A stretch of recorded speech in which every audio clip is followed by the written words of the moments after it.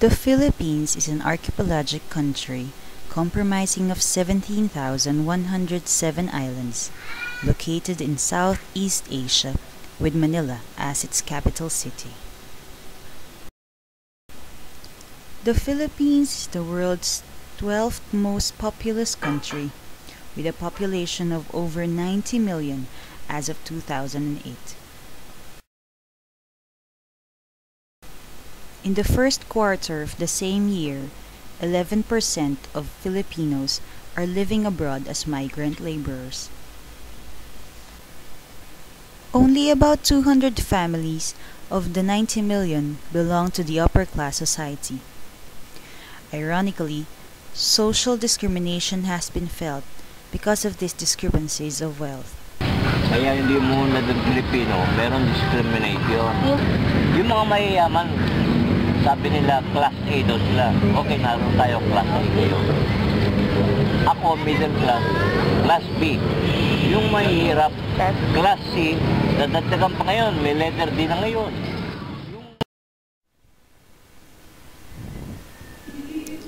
In a recent survey conducted by Adamson University students, it was found out that 79% of the youth respondents believe that social discrimination is plaguing the country.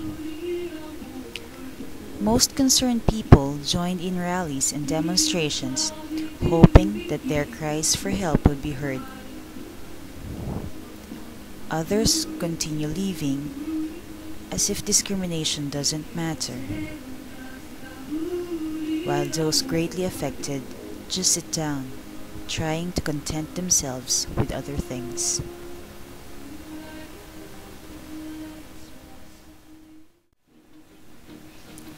The government has been trying to pacify the people as they implement programs to help the urban poor. These programs include low-cost housing projects and job opportunities. They also have feeding programs and livelihood projects. Unfortunately, though, only a few benefit from these programs, while more and more families continue to join the lower class. Many say that high taxes and low salaries contribute to the expansion of the poverty plague in the country. But this situation is not new to the world. Even in other countries, poverty was, and still, is a major problem being dealt by people.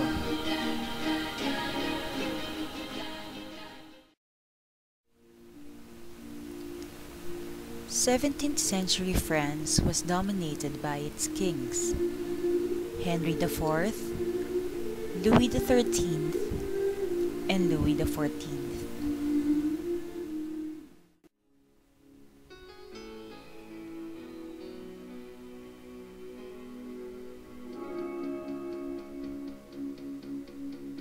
The 17th century started stable under Henry IV. His victory in the French Wars of Religion gave him an authority that eluded other kings. Louis XIII inherited a very complex government system. At 9 years of age, Louis was in no position to assert any authority. Government institutions that had been controlled by Henry IV suddenly found the space to assert themselves again.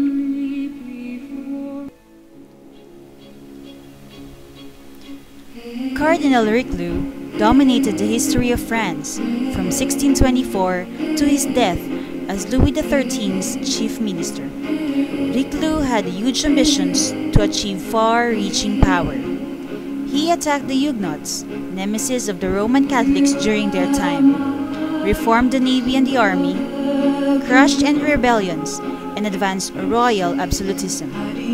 He raised money by any methods required to make France the greatest power in Europe, and he died in December 1642 due to illness. The economy relatively prospered in the early years of Louis' reign, realizing the importance of sound commercial policy and that overseas trade was the way ahead. However, the fundamental weakness of the French economy was never tackled. Those who could afford to pay the most pays the least, and those who could afford to pay the least proportionately pay the most, keeping many in poverty.